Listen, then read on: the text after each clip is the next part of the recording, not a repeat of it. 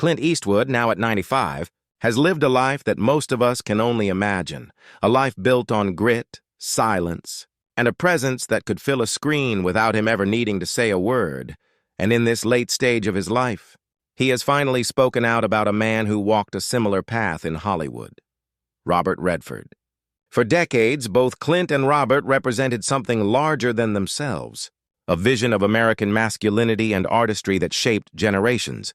Yet their journeys were remarkably different, and that difference was something Clint carried with him quietly until now.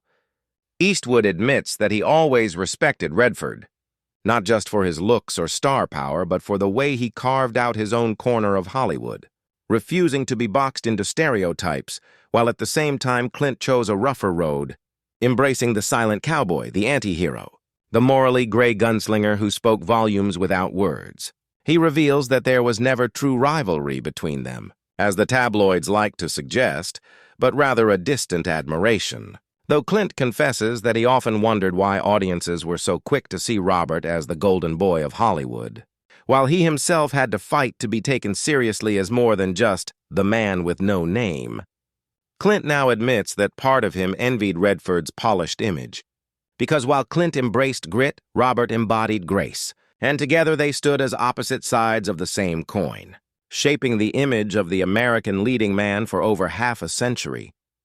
Yet what Clint speaks about most at 95 is not competition, but time, and the strange way it has brought clarity, because as he reflects on Redford's life and career, he sees a man who, like him, bore the weight of carrying an era on his shoulders.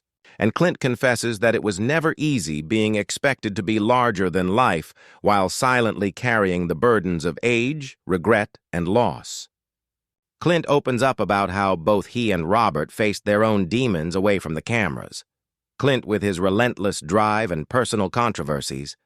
Redford with the heartbreak of losing a child early in life and the pressure of being seen as flawless.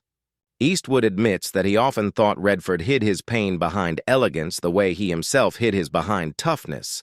And now, at 95, he says the truth is that they were not so different after all. He speaks with rare softness about how Hollywood can be a cruel place, lifting men up only to later dismiss them as relics, and how he has watched both himself and Redford go from icons of youth to symbols of endurance, still standing while so many of their peers have gone. Clint's words are tinged with melancholy as he admits that the hardest part of growing old in Hollywood is not losing the roles or the spotlight, but outliving so many friends, collaborators, and rivals, until what remains is the echo of memories. For Eastwood, Robert Redford was never just another actor. He was a reminder of what it meant to live through the golden age of cinema, to carry the weight of audiences' dreams, and to stand tall even when the years tried to break you down. And now, at 95, Clint Eastwood's confession is not just about Robert Redford, but about himself, about the recognition that their legacies are forever intertwined. Two men who defined what it meant to be timeless and who, even in old age, continue to remind the world that true legends never fade, even if their voices tremble when they finally choose to speak their truth.